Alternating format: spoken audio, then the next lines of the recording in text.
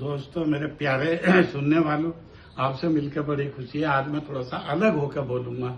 वो क्या है कि बहारों को पतझड़ का क्या पता। बहारों को पतझड़ का क्या पता।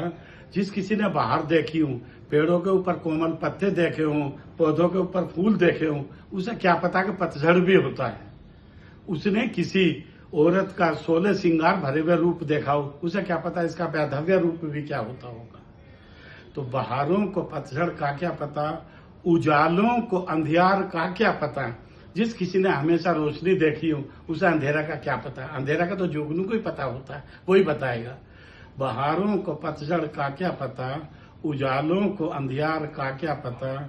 नाव डूबी है कैसे, लहर से ये पूछो, किनारों को मझधार का क्या पता। दोस्तों, आदमी की जिंदगी में 3 स्टेज होती है मेरे अपने हिसाब से, हो सकता ज्यादा हो। पहला क्या है, सबसे पहली स्टेज उसका जन्म तो होता ही है सबका। पहली है भोग, योग और मोक्ष। तो ये हर आदमी को अलग अलग हिसाब से मिलते हैं। कई आदमी भोग वाले उसमें पैदा होते हैं और कई आदमी योग वाले उसमें पैदा होते हैं, कई आदमी मोक्ष तो सभी का होना होता है।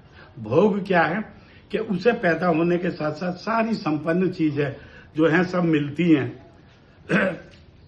वो सुख सुविधाओं के सबका जो है ना पूरा उपभोग करता है और उसी पर ही वो अपना चलता है। सारी जितनी भी सुख सुविधा दुनियादारी की है, कितने भी ऐब स्वभाव हैं करने के, वो सारे करता है। वो भोग है।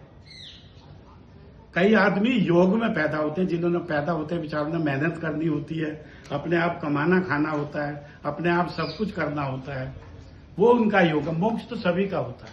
ये सब अपने अपने जो प्रारब्ध उसका लिखा हुआ है, जो उसका भाग्य है, जो उसका नसीब है, सब उनके हिसाब से होता है। तो यही मेरा आपसे कहना और यही आपको बताना है कि आप रखो, जिस हिसाब से परमात्मा ने रखा है, आपको लाए हैं, उस हिसाब से रहो। और अपने से तुम्हारे बस का कुछ नहीं है।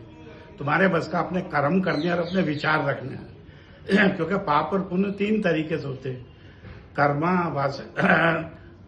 वचना कर्मा कर्मणा। वचन से, मन से, कर्म से।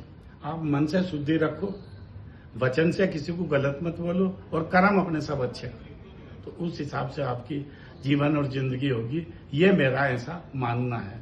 अगले एपिसोड में मैं आपको धार्मिक बातें बताऊंगा।